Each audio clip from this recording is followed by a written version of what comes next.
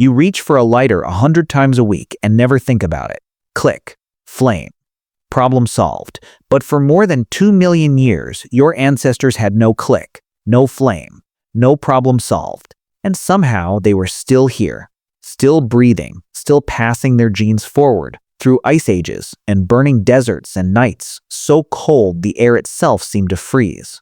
So how did they do it? The real answer is far stranger than you think, and it has almost nothing to do with heroics. Start with a simple fact that sounds impossible. Fire, in any controlled everyday sense, is a relatively recent habit for your species. Not recent like 100 years, recent like 100,000, maybe less. For the vast majority of human evolutionary history, your ancestors lived, hunted, slept, gave birth, and died without ever once relying on a campfire to get them through the night. That means the traits you carry right now, the ones sitting quietly inside your body while you read this, were not built around fire. They were built around its absence. This is where the story gets interesting, because your body still remembers. Picture East Africa, roughly 2 million years ago. The landscape is open savanna, dotted with acacia trees, cut through by rivers that swell and vanish with the seasons. A small band of early Homo, maybe a dozen individuals, moves across the grass in the gray light before sunrise. No fire pit, no smoke curling into the sky, just bodies, tools, and an extraordinary amount of shared knowledge passed from one generation to the next through watching, imitating, and repeating. The first thing you need to understand is temperature. Cold is the enemy every survival story assumes fire solved. But your ancestors solved it differently, and the solution is written into your anatomy today. Humans are, among primates, unusually good at losing heat efficiently. You have almost no body hair compared to a chimpanzee. Why would evolution strip away fur from a species living without central heating? Because heat loss, not heat retention, was the problem worth solving first. Here is the twist. Early hominins were not huddling in freezing caves waiting for warmth. They were often overheating. Walking upright across open, sun-blasted savanna in pursuit of prey generates enormous internal heat. A body covered in thick fur cannot dump that heat fast enough. So your ancestors evolved millions of sweat glands, more than any other primate, and lost their fur to let that sweat evaporate freely. You are, quite literally, a running radiator shaped by a world without fire to fall back on. This connects to one of the strangest and most elegant ideas in human evolution, sometimes called the persistence hunting hypothesis. Researchers Dennis Bramble and Daniel Lieberman published influential work arguing that the human body, from its long legs to its spring-like Achilles tendon to its heat-dumping sweat system, was shaped by endurance running. Not sprinting, endurance. The idea is that early humans could chase prey animals like antelope, not by outrunning them in a burst of speed, but by outlasting them, tracking them for hours across brutal heat until the animal collapsed from exhaustion and overheating. No fire required. No spears thrown from a distance required even. Just legs, sweat, and patience. Does that sound almost unbelievable? It should. It is one of the more radical explanations for why your body looks the way it does. And yet the anatomical evidence, the sweat glands, the long legs, the nuchal ligament stabilizing the head during a long run, keeps pointing the same direction. There is even modern evidence for this ancient strategy. Researcher Louis Liebenberg spent years documenting persistence hunts among Kalahari trackers, some of the last people on Earth to still practice this technique. Liebenberg watched hunters chase kudu antelope for hours across scorching heat, reading footprints, predicting the animal's path, until the exhausted, overheated animal simply could not run anymore. No weapon did the work. Time and heat did. Watching this modern echo of an ancient strategy gives you something rare, a living window into a skill your ancestors likely relied on for over 1 million years, long before fire ever entered the picture. But heat is only half the equation. Cold is the other half, and cold is where fire feels like it should be non-negotiable. So what happened during the freezing nights or the Ice Age winters that gripped huge portions of the planet your ancestors eventually spread into? Part of the answer is behavioral, not biological. Early humans slept in groups, pressed close together, sharing body heat the way many mammals still do today. A dozen warm bodies in a shallow shelter, wrapped in animal hides, generate a surprising amount of collective warmth. This is not glamorous. It will not make a blockbuster movie scene, but it worked, and it still echoes in human behavior today. In the way children instinctively crawl toward a parent's warmth at night, in the way strangers huddle together during disasters without needing to be told. Part of the answer is also biological, hidden inside a tissue you likely have never thought about. Human infants, even today, are born with a specialized fat called brown adipose tissue, which generates heat directly through a process called non-shivering thermogenesis, essentially burning fuel to produce warmth without any muscle movement at all. Adults retain small deposits of this tissue too, concentrated around the neck and shoulders, quietly working in the background whenever the body senses cold. This is not something you developed by choice. It is a leftover survival tool, inherited from ancestors who needed every possible advantage against the cold, long before any of them controlled flame. Clothing mattered too, long before anyone was weaving fabric. Animal hides, scraped clean and worn as simple wraps, provided insulation that modern humans underestimate. Evidence from stone tool scrapers, designed specifically for processing hides, stretches back hundreds of thousands of years, well before any solid proof of habitual fire use in many regions. Your ancestors were tailoring their environment to their bodies using dead animals as portable insulation, long before they were reliably manipulating flame. Shelter did enormous work as well. Natural windbreaks, rock overhangs, dense vegetation. Simple structures made of branches and hide, engineered instinctively to block wind chill, which does more damage to a body than raw cold temperature alone. You do not need fire to survive cold. You need to stop the wind from stealing your heat, and early humans figured that out with remarkable consistency across continents. Consider Dmanisi, a site in the Republic of Georgia, far outside Africa, where researchers uncovered the remains of early Homo erectus, dating back nearly 1.8 million years. This was a population living at the edge of a temperate climate zone, facing genuinely cold seasons, thousands of miles from the tropical warmth of their ancestral homeland. And yet clear evidence of habitual fire use at this site remains elusive. These early humans had already pushed into a colder, harder world, using nothing but the tools sitting in their bodies and their social groups.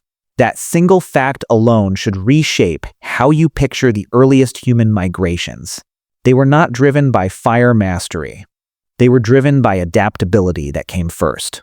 Push the timeline forward, and the story only gets more extreme. Researchers studying sites in southern Siberia, associated with an archaic human population known as the Denisovans, have found evidence of hominin occupation in extraordinarily cold environments dating back well over 100,000 years, in some interpretations far longer. Winters there could plunge far below freezing for months at a stretch. And yet the fire evidence at many of these early layers remains thin, uneven, nothing close to the roaring hearth your imagination probably supplies by default. Something else was carrying the weight of survival in those frozen valleys. Something built from bodies, behavior, and knowledge rather than flame. Skin itself tells part of this story too. As early humans in Africa evolved to lose their protective fur, exposing bare skin to intense equatorial sun, natural selection favored darker pigmentation, rich in melanin, to protect against ultraviolet damage and folate breakdown in the skin. Later, as some populations migrated into colder, less sunny regions far from the equator, skin tone gradually lightened over many generations, allowing enough ultraviolet light through to produce sufficient vitamin D in a world with far less annual sunlight. None of this required fire either. It required time, migration, and the slow, patient mathematics of natural selection responding to sunlight itself, the original source of both warmth and light, long before anyone learned to capture and carry it in a flame. Now here is where the story takes its first real counterintuitive turn, the one that upends the campfire image most people carry in their heads. You might assume fire was the great equalizer, the tool that let humans finally conquer cold climates and spread across the globe.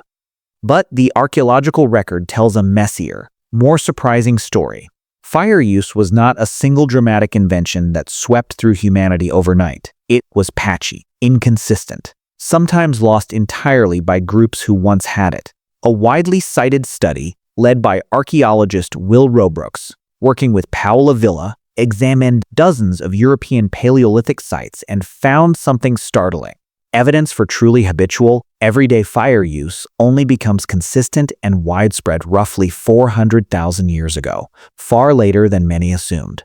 Earlier sites show only sporadic, occasional traces of fire, hinting that early humans and even some archaic human relatives may have used it opportunistically, capturing natural fires or using it rarely, rather than depending on it as a daily tool, the way you might picture a caveman huddled by flames every single night.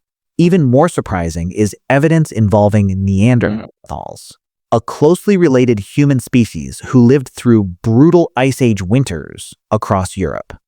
Researcher Dennis Sandgath and colleagues at Simon Fraser University studied Neanderthal sites in France and found something almost contradictory to expectation.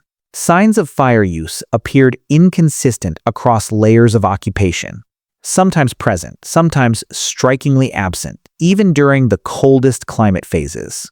Some researchers have argued this suggests Neanderthals, despite clearly having the cognitive capacity to control fire when needed, did not always rely on it as heavily as popular imagination assumes. Cold climate survival, it seems, leaned on more than flame. Why does this matter to you, sitting comfortably in a heated or air-conditioned room right now? Because it reframes the entire narrative of human toughness. You were not designed around fire as a crutch. Fire became one tool among many, layered on top of an already highly capable cold and heat-tolerant body. Sophisticated social cooperation, clothing technology, and shelter engineering. Take fire away, and your ancestors did not simply die. They adapted, the way they had already been adapting for over 1 million years. Now shift from temperature to something even more fundamental: food. This is where the strangest and most transformative part of the story lives. Cooking, most people assume, was fire's real gift to humanity. Softened meat, killed pathogens, easier digestion. And there is real truth in that idea. Anthropologist Richard Wrangham, in his influential cooking hypothesis, argued that cooked food may have played a crucial role in fueling the dramatic expansion of the human brain, since cooking effectively pre-digests food, unlocking more calories with less metabolic effort than chewing and digesting everything raw. It is a compelling, well-supported idea, and it explains a lot about later human evolution once fire use became consistent. But here is the twist inside the twist. For a huge stretch of hominin evolution, brains were already growing, bodies were already changing, long before fire became a reliable daily tool. So what fueled that earlier expansion? Part of the answer lies in a concept called the expensive tissue hypothesis, developed by researchers Leslie Aiello and Peter Wheeler. Their idea is elegant. The human brain is metabolically ravenous, consuming a wildly disproportionate share of your daily energy compared to its size. Something had to pay for that cost. Aiello and Wheeler proposed that as hominin diets shifted toward more energy-dense, easily digestible foods, particularly meat and fat scavenged or hunted from animal carcasses, the digestive system could actually shrink. Guts are metabolically expensive too. A smaller gut, freed up by a richer diet, could redirect energy toward a growing brain, even without cooking, softening everything first. This means raw, high-quality food, not fire, may have been the earlier engine of brain growth. Marrow cracked from bones using stone tools. Organ meat, dense with fat and nutrients, eaten fresh from a scavenged or hunted carcass. Even raw meat, when torn and pounded with simple stone tools rather than cooked, becomes significantly easier to chew and digest than most people assume, since much of cooking's digestive benefit comes from mechanical breakdown as much as heat. Stone tools deserve their own moment here, because they were doing quiet, unglamorous work millions of years before fire ever entered the equation. The earliest recognizable stone tool industry, known as Oldowan technology, dates back roughly 2.6 million years. Sharp flakes struck from larger cobbles, used to slice hide, scrape meat from bone, and crack open marrow cavities that no primate teeth could otherwise access. This single innovation opened a nutrient source most other animals on the savanna could not touch: the fat-rich marrow hidden inside bones, already stripped clean by lions and hyenas. Your ancestors were scavenging what other predators left behind and turning it into a caloric goldmine, using nothing but sharpened rock. Does that sound unappetizing? It should to you, a creature raised entirely on cooked and processed food. But your ancestors' bodies were built for a very different baseline. Look at a skull from an early hominin species, and you can see this baseline written directly into the bone.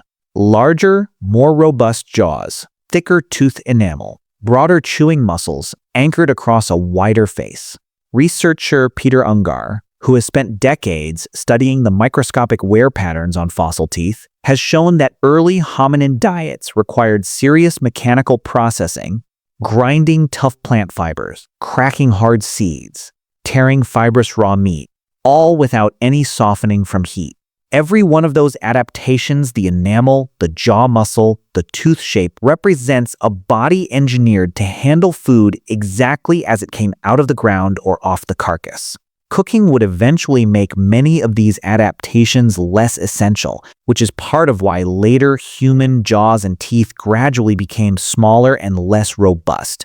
But that shift happened only after fire became reliable. For a much longer stretch beforehand, your ancestors chewed their way through a raw world, using nothing but bone, muscle, and enamel.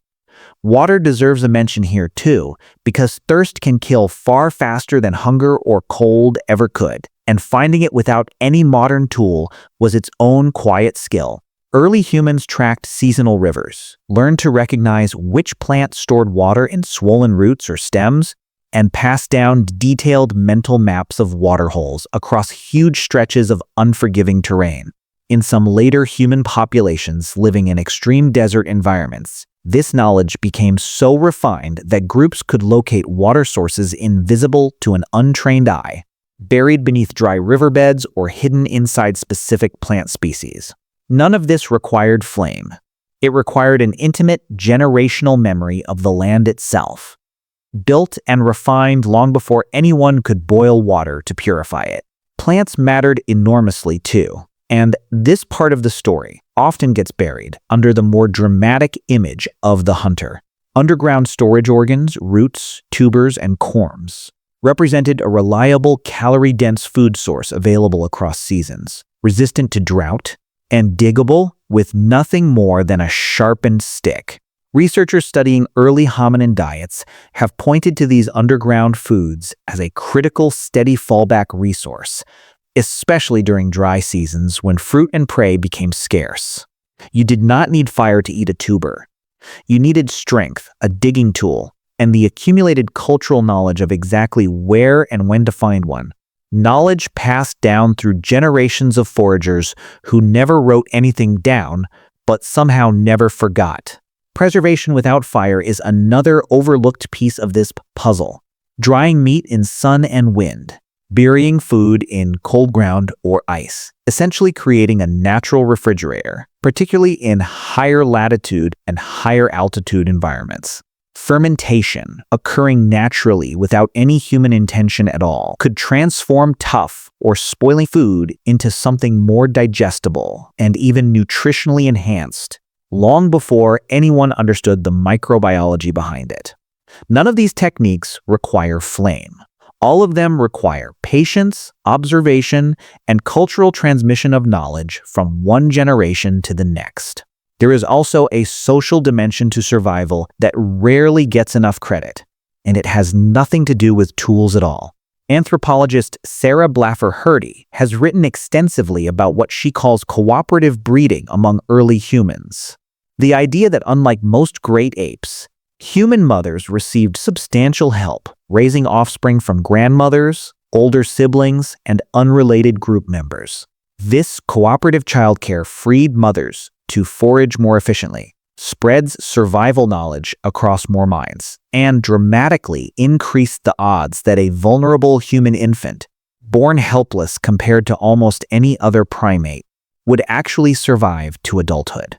No fire kept that infant alive through its most fragile years. A network of caring, cooperating individuals did. A more recent study, conducted by researchers Catherine Zink and Daniel Lieberman, tested exactly how much raw food processing with simple stone tools could reduce the chewing burden on the human body. Volunteers ate raw goat meat and raw vegetables, some whole, some pre-processed the way a stone flake might have sliced and pounded them. The results were striking. Simply slicing raw meat into smaller pieces before eating reduced the number of chews required by a significant margin and reduced the muscular force needed to break it down.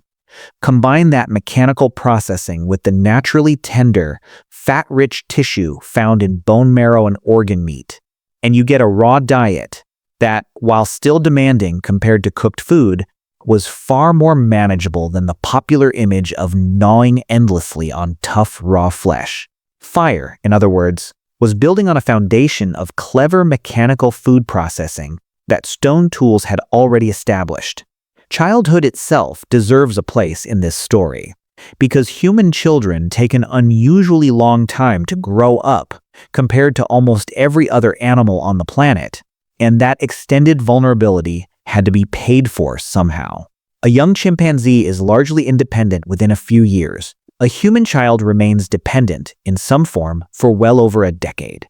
This long runway of dependency exists because there is simply so much to learn: which plants are edible and which are poison, where water hides during a drought, how to read the signs of an approaching predator, how to track an animal for hours across open ground. None of that knowledge is instinctive. All of it has to be taught, absorbed, and practiced across years of watching adults within the group. This slow, patient transmission of survival knowledge across generations was, in its own way, a technology every bit as powerful as fire, and it existed long before the first hearth was ever built. A group that remembered more, taught better, and cooperated more effectively did not need flame to compensate. It had already built its safety net out of information itself. This brings up a question worth sitting with for a moment. What actually made survival without fire possible was never a single trick or tool. It was a dense, overlapping web of small adaptations, biological and behavioral, working together. Sweat glands, social sleeping arrangements, brown fat thermogenesis, hide clothing, windbreak shelters, stone tools cracking open marrow, underground tubers dug from dry soil, cooperative childcare spreading the burden of survival across an entire group, endurance-based hunting strategies chasing prey across open heat. Layer enough of these together, and fire becomes less of a hard requirement and more of a powerful upgrade added later.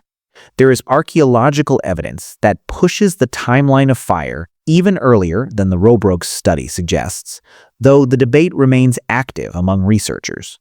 At Wonderwork Cave in South Africa, archaeologist Francesco Berna and colleagues identified burned plant ash and bone fragments dated to roughly 1 million years ago, some of the earliest strong evidence for controlled fire use by early hominins in a specific location. But even this remarkable discovery represents a single cave, a single group, using fire in what appears to be a controlled but not necessarily constant way. It is a spark in a much longer story of a species that spent the overwhelming majority of its evolutionary history figuring out how to live without dependable flame. It is worth pausing here to ask what fire's earliest uses might actually have been. Because the answer likely was not warmth or cooking at all. Some researchers suspect that among the earliest and most valuable uses of controlled flame was protection, a barrier of light and smoke keeping large nocturnal predators like lions and hyenas at a distance while a group slept. Others point to the social value of firelight itself, a shared glow extending the day, allowing conversation, tool repair, and storytelling to continue after darkness fell, activities that strengthened the exact same cooperative bonds that had already been keeping humans alive for over 1,000,000 years without any flame at all. In that light, fire did not replace human cooperation. It amplified something that already existed. Danger, too, had to be managed without any flame to hold it back for most of this story, and the strategies your ancestors used were as much about awareness as about defense. Early hominins were not the dominant predator on the savanna. They were, for long stretches of their history, closer to prey, sharing the landscape with lions, leopards, and hyenas that could easily overpower a lone individual. Survival meant staying in groups large enough to deter an attack, choosing sleeping sites with limited approach routes, and developing an acute, almost obsessive alertness to the signs of a nearby predator. An alarm call from a bird, a rustle in dry grass, a particular scent carried on the wind. Some researchers studying early hominin fossils have even found tooth marks from big cats on bones belonging to early Homo and Australopithecus individuals, sober evidence that your ancestors were sometimes the hunted, not the hunter.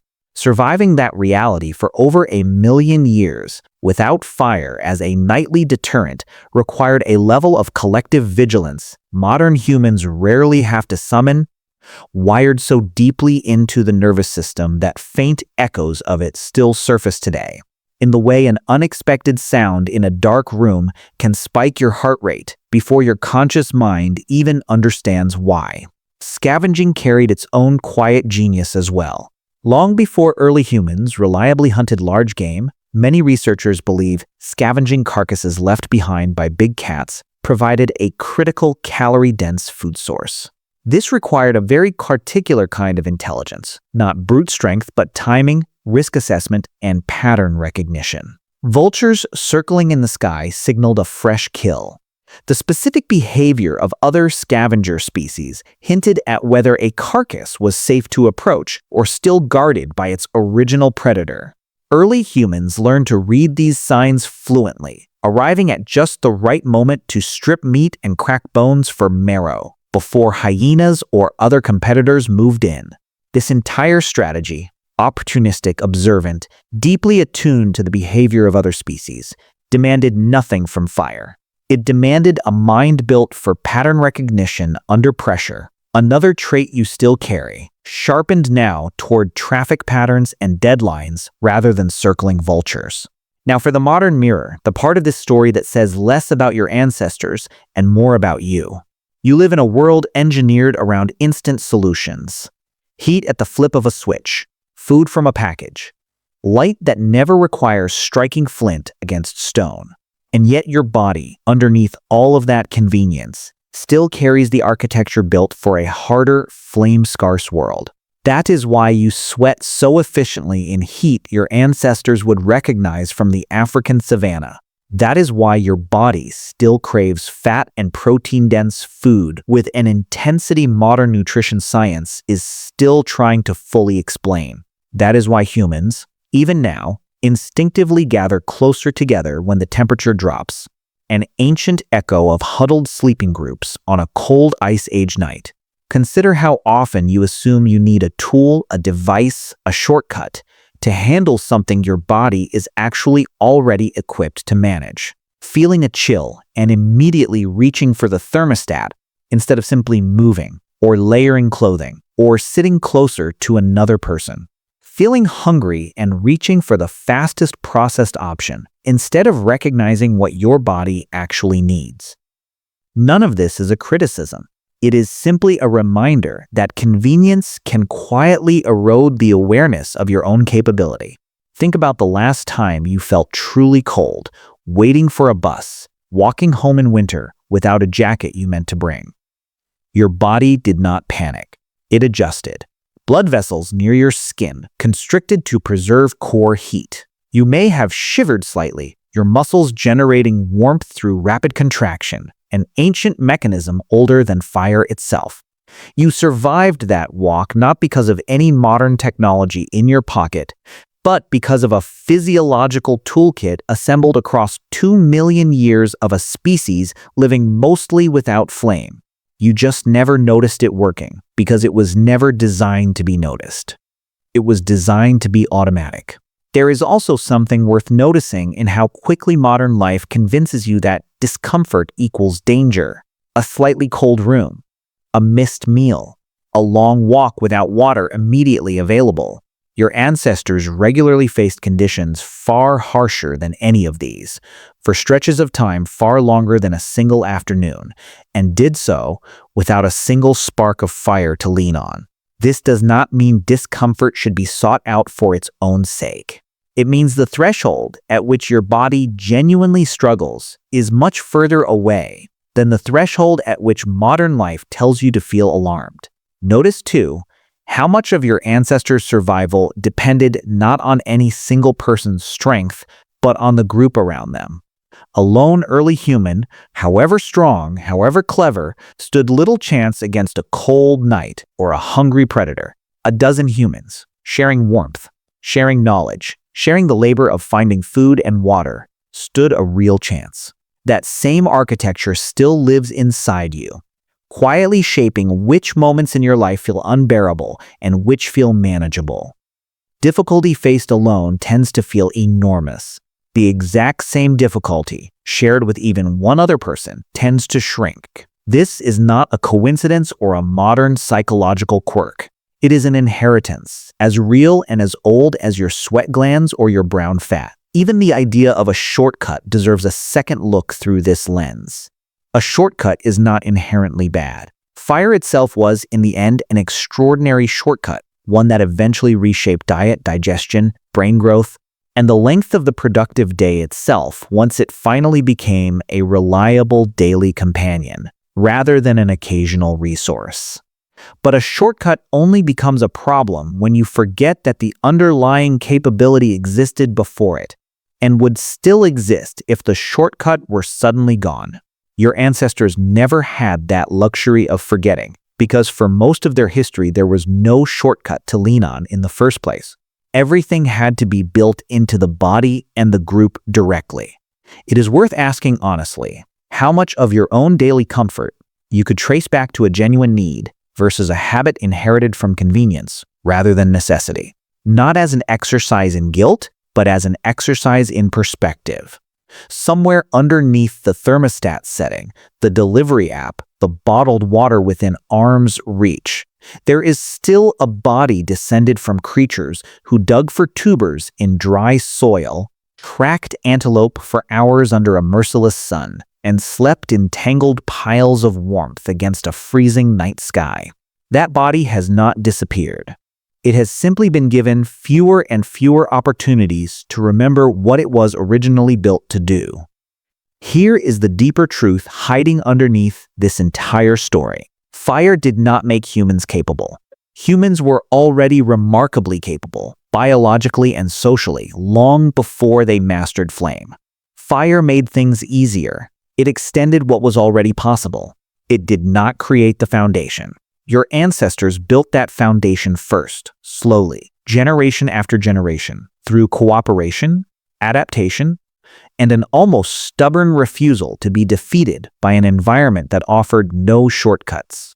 Think about what that means the next time something in your life feels impossible, without a particular tool, a particular comfort, a particular safety net you have come to depend on.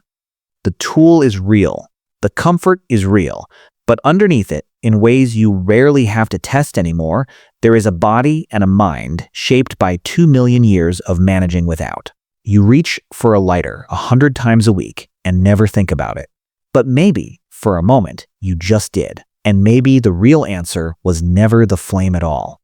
It was everything your ancestors already were, long before the first spark ever caught.